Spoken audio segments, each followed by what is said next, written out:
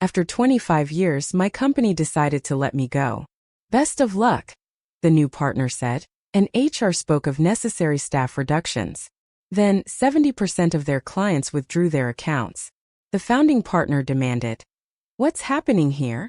Little did he know, but I had decided to restructure the client relations department. "Ruth, today will be your last day."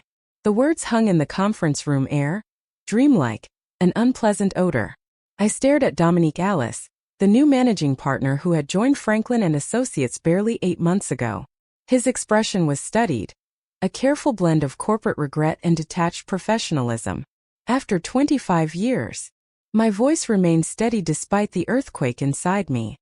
"Business decisions are not personal," he replied, sliding a manila folder across the polished table. "HR has prepared a severance package. 2 months' salary and continued benefits until the end of the quarter." Janice from HR, seated beside him, nodded sympathetically while avoiding eye contact.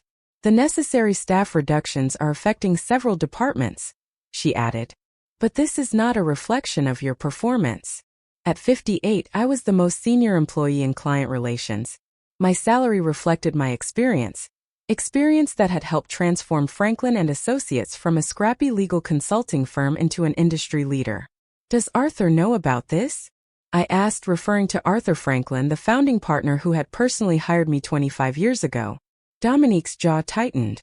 All partners were consulted on the restructuring decisions, but clearly not informed. Arthur had been in London for the past 3 weeks, negotiating our expansion into the European market. "Best of luck in your future endeavors," Dominique concluded, with a smile that never reached his eyes. "Security will escort you to clear your desk, per standard protocol." I had helped draft that protocol 12 years ago. My name is Ruth Pearson, and until 10 minutes ago, I was the Senior Director of Client Relations at Franklin and Associates, one of Boston's premier legal consulting firms. I dedicated my career to building relationships with our clients, understanding their needs, anticipating their concerns, and ensuring they felt valued. Beyond billable hours, in an industry where firms were often considered interchangeable, I had made myself indispensable. And now, there I was, with nothing but a manila folder and platitudes to show for a quarter-century of dedication. As the security guard hovered awkwardly beside my desk, I methodically packed my personal items. Photos with clients at the charity gala, thank you notes from the Chambers family after we helped them navigate a complex corporate restructuring, the crystal paperweight Arthur had given me on my 20th work anniversary. My phone chimed with a text from Catherine Winter, CEO of Winters Healthcare, our largest client. "Ruth, hearing troubling rumors about changes at F&A. Our quarterly review is next week. Call me ASAP." I glanced up and saw Dominique watching me from his office, already on the phone, no doubt doing damage control. What he didn't know, what none of them seemed to understand, was that client relationships couldn't be transferred in a memo or reassigned in a database. They were built on trust, consistency, and personal connection. And I had just lost 25 years' worth of those connections. I joined Franklin and Associates in 1998, when we occupied half of a modest office building and had exactly 17 clients. Arthur Franklin was 42 back then, brimming with ambition, determined to build a different kind of consulting firm, one where client satisfaction genuinely mattered more than billable hours. "Ruth," he told me during my interview, "numbers are the language of business, but relationships are its heart. Anybody can crunch numbers, but not everybody can build trust." Over the years, I had embodied that philosophy. While others chased promotions through high-profile projects and office politics, I focused on becoming indispensable to our clients. I remembered their children's names and the colleges they chose. I knew which clients wanted detailed technical explanations and which preferred executive summaries. I tracked company milestones, leadership changes, and strategic shifts, so we could anticipate their needs instead of merely reacting to them. "You are the architect of relationships," Arthur had said at my 20th anniversary celebration. "You built the foundation that underpins everything we do." The firm had grown steadily under Arthur's leadership, but things began to shift 2 years ago when we took on outside investors to fuel expansion.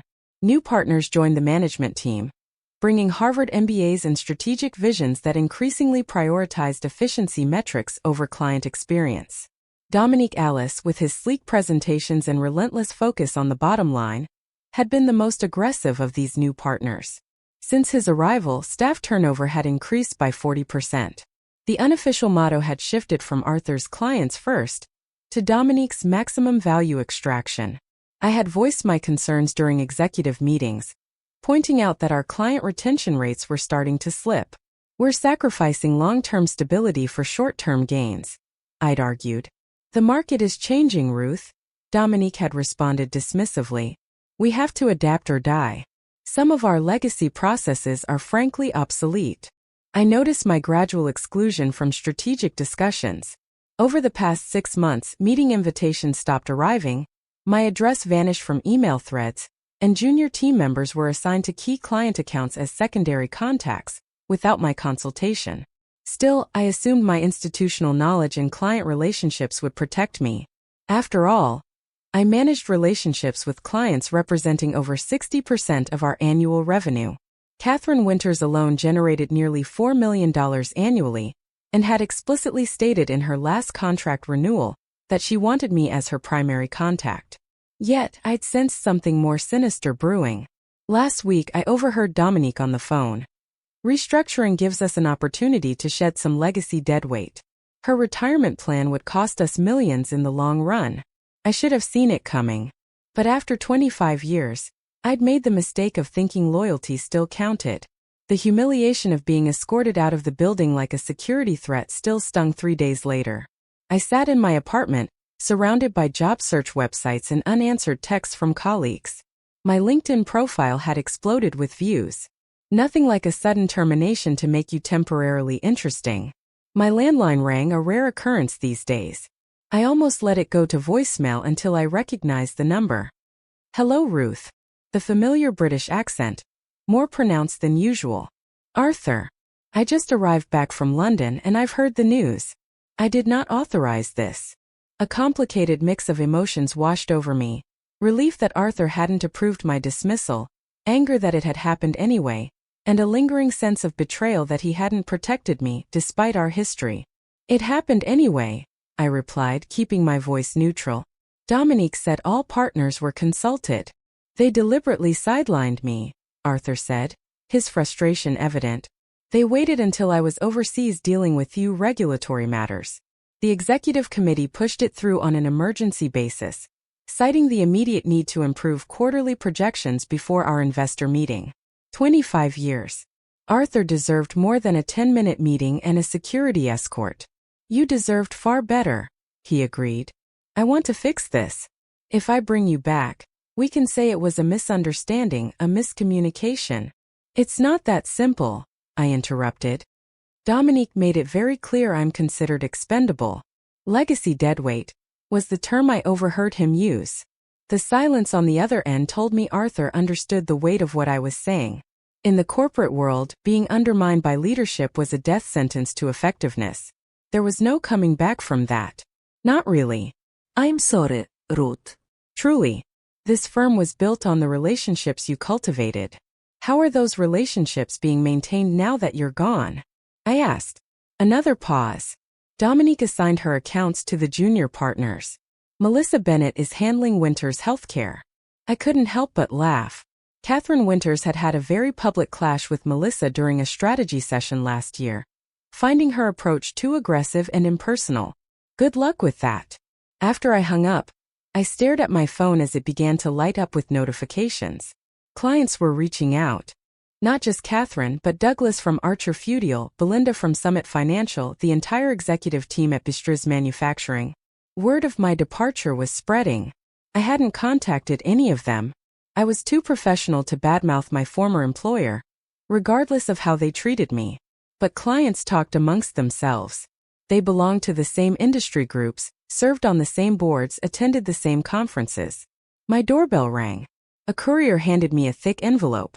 Inside was a formal letter from Catherine Goldstein, the most sought-after headhunter in the Boston consulting world, along with a handwritten note. Heard what happened at FNA. Several firms would value your client portfolio. Dinner tomorrow. I set the letter aside, thinking of the smug look on Dominique's face when he dismissed me. I wasn't going to sabotage Franklin and Associates. I didn't need to. They were doing a fine job of that themselves.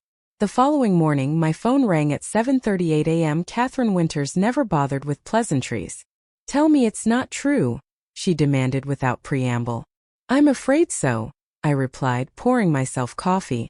They called it restructuring. Bullshit, Catherine fumed. I've worked exclusively with you for 12 years. Yesterday, Melissa Bennett emailed me as my new relationship manager. That girl tried to explain my own business model to me last year. I chose my words carefully.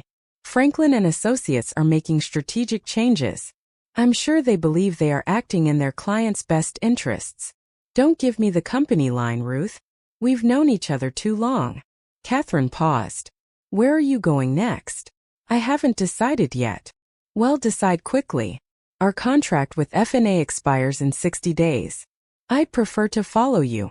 This was the moment I should have said something reassuring about Franklin and Associates, about the consistent quality of their work despite personnel changes. That's what professionalism dictated. Instead, I said, I appreciate your confidence, Catherine. Let me explore my options and I'll get back to you. By noon, I'd received similar calls from 5 other major clients. By dinner, that number had risen to 11. I hadn't asked them to come. I hadn't needed to. Catherine Goldstein met me at an upscale restaurant in Back Bay.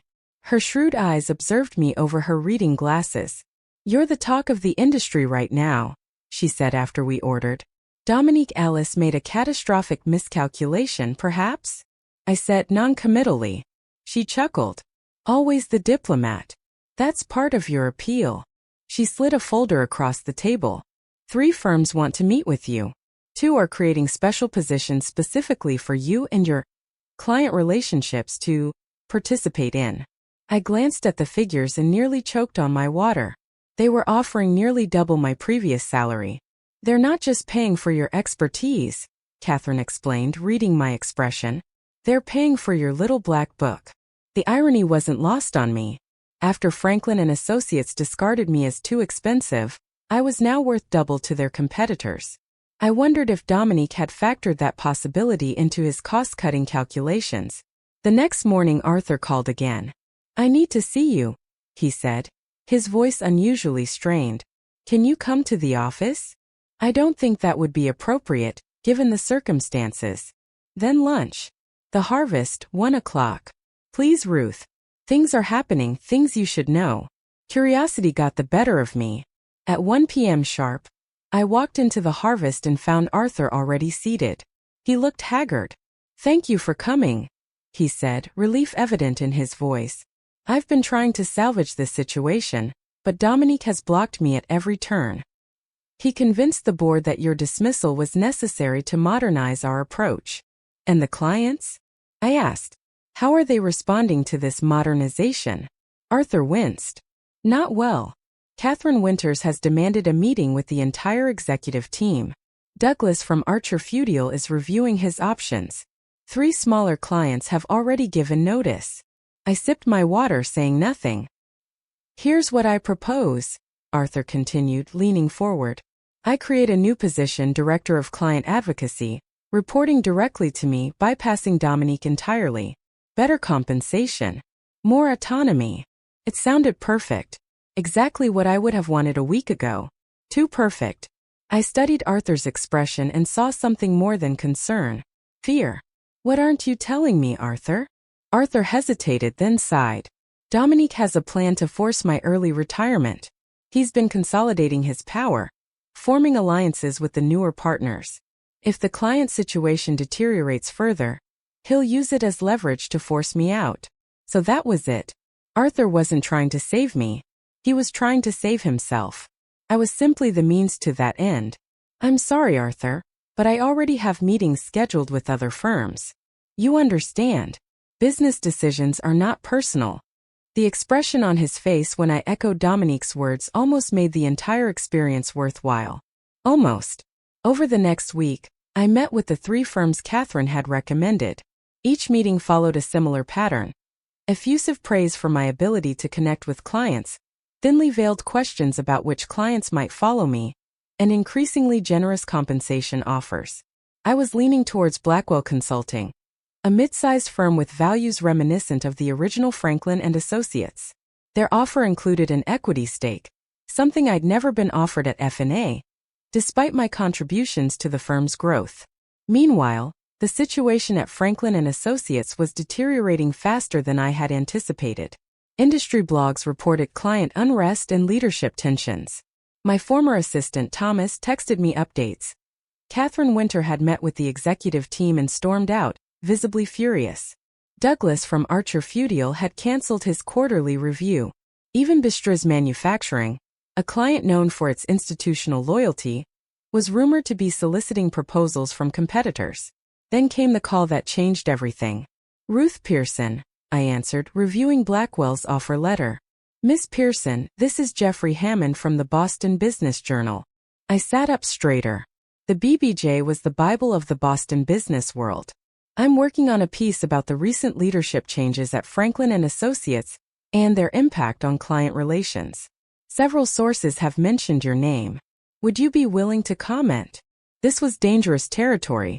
Anything I said could be construed as disparaging my former employer, potentially exposing me to legal action under the non-disparagement clause in my severance agreement. I'm not comfortable commenting on internal matters at Franklin and Associates, I replied cautiously. Understandable, Hammond said. What about the fact that 7 major clients have already announced they are terminating their relationships with F&A? Industry experts are suggesting this exodus is directly related to your departure. 7 clients? I'd only spoken directly to 5, and none had definitively stated they were leaving F&A. I can't speak to clients' business decisions, I said. There are many factors that go into selecting consulting partners. Of course. I could hear Hammond scribbling down another question. Any comment on the letter signed by 26 F&A clients demanding that Arthur Franklin replace Dominique Alice as managing partner? I nearly dropped the phone. I have no knowledge of any such letter. After hanging up, I sat in stunned silence. 26 clients. An organized demand to replace Dominique. I hadn't orchestrated any of this. My phone buzzed with a text from Thomas. Emergency all-staff meeting called for tomorrow morning. Partners flying in from everywhere. Dominique looks like he's about to have a coronary. An hour later, Arthur called. Did you organize this client revolt? He asked without preamble. I've done nothing, Arthur. I haven't solicited any clients. How do you explain this then? He sounded desperate. 70% of our client base is threatening to leave. The board is panicking. Investors are demanding answers I don't have. Perhaps they value those 25 years of building this company. 25 years of loyalty, and it could all fall apart in 25 days. I felt a grim satisfaction hearing the panic in Arthur's voice. The same Arthur who had failed to protect me after 25 years of loyalty. What do you want from me, Arthur? Come back, he pleaded. Not as director of clients but as a full partner with full equity participation. Help me stabilize the situation. Partner. The position I deserved for at least a decade but had been repeatedly denied. And Dominique? Arthur's voice hardened. The board is meeting tonight. His future will be decided before tomorrow's general meeting. I thought about Blackwell's offer sitting in front of me. Working there as a partner would be comfortable, lucrative, and far less complicated than returning to F&A. But I had built those client relationships over 25 years. They were, in many ways, my life's work. I need to think about it, I said finally. I'll give you my answer in the morning. Sleep eluded me that night. I paced my apartment, weighing my options as the digital clock ticked towards dawn. Returning to Franklin and Associates would mean facing the colleagues who had witnessed my humiliating silent exit. It would mean navigating the political fallout of Dominique's apparent downfall, a downfall I hadn't caused, but would undoubtedly be blamed for. The firm's culture had been deteriorating for years, and a leadership change wouldn't fix that overnight. On the other hand, Blackwell offered a fresh start. New colleagues, new culture, new opportunities. The compensation and partnership were generous. I could bring willing clients with me and build something vibrant. By 6 a.m. I'd made my decision. I called Catherine Goldstein knowing she'd be awake. I'm going with Blackwell, I told her. Smart choice, she replied. I'll let them know. They'll be thrilled. Is there anything else I can assist you with? I added, explaining my condition. Catherine listened, then laughed. Ruth, you're ruthless. I love it. I'll present it this morning. At 8:45 a.m., I walked into Franklin and Associates for the first time since my dismissal. The receptionist's eyes widened. Miss Pearson? You're here for the general meeting. Yes. Arthur is expecting me. The conference room was packed when I arrived. Partners who normally attended virtually had flown in from across the country. Junior staff crowded along the walls. Arthur stood at the front, flanked by board members. Dominique was conspicuously absent. Silence fell over the room as I entered. Arthur's relief was visible from across the room. Thank you all for coming, he began. As you know, we've been facing unprecedented client issues following the recent staffing decisions. His eyes settled on me. I'm pleased to announce that Ruth Pearson has agreed to return to Franklin and Associates as a full partner and will be heading our newly formed client relations division. Murmurs rippled through the crowd. Arthur raised his hand for silence. Furthermore, the board has voted unanimously to remove Dominique Alice as managing partner, effective immediately. His approach was ultimately deemed incompatible with our firm's values and commitment to client service. The atmosphere in the room crackled. Shock, relief, and uncertainty swirled almost visibly in the air. Ruth, would you like to say a few words? Arthur gestured for me to approach. As I took my place at the front of the room, I saw Thomas Sutley give me a thumbs up from the back wall. I surveyed the faces before me, some hopeful, some wary, all attentive. Thank you, Arthur. I appreciate the offer to return as a partner, I began. However, I need to clarify something important. I will not be returning to Franklin and Associates. Arthur's face froze in confusion. Several board members exchanged alarmed glances. I continued calmly. Instead, I'm pleased to announce I've accepted a position as partner at Blackwell Consulting, who have just finalized acquisition negotiations with Geraint Capital to acquire a majority stake in Franklin and Associates. The room erupted in gasps. Arthur looked as if he'd been punched. The transition will begin next week, I continued, once the noise subsided. Blackwell has assured me they value the institutional knowledge and client relationships that have been built here. There are no plans for mass layoffs or restructuring, unless, of course, they are deemed necessary for efficiency. Arthur stepped forward. Ruth, what have you done? I haven't done anything, Arthur. Blackwell has been looking to expand its Boston presence for years. Geraint Capital, as a major shareholder in F&A, we're happy to consider their offer, especially given the recent client instability. It's just business after all. Nothing personal. As the implications sunk in, I saw the realization dawn in Arthur's eyes. He hadn't protected me when it mattered. He'd allowed loyalty to be sacrificed for short-term gains. Now, facing his own obsolescence, he understood the true cost of those decisions. The meeting dissolved into chaos. As I walked out, head held high, my phone buzzed with a text from Catherine Winters. Just heard the news. Dinner tonight to discuss Winters Healthcare's future with Blackwell. I smiled as I stepped into the elevator. I hadn't sought revenge, but justice, nonetheless, had found its way to me. The Boston Business Journal ran the story the next morning. Consulting shakeup. Blackwell acquires Franklin and Associates following client exodus. The article detailed how the departure of a key senior executive had triggered an unprecedented client revolt, destabilizing the firm enough to make the acquisition possible. My name appeared only once, buried in paragraph 15. Ruth Pearson, former senior director of client relations, has accepted a partnership at Blackwell and will oversee the integration of Franklin and Associates client portfolios. It was a clinical description of what was, in reality, a seismic shift in power. In 3 weeks, I'd gone from a dismissed employee to the person dictating the fate of the very firm that had discarded me. Integration planning began immediately.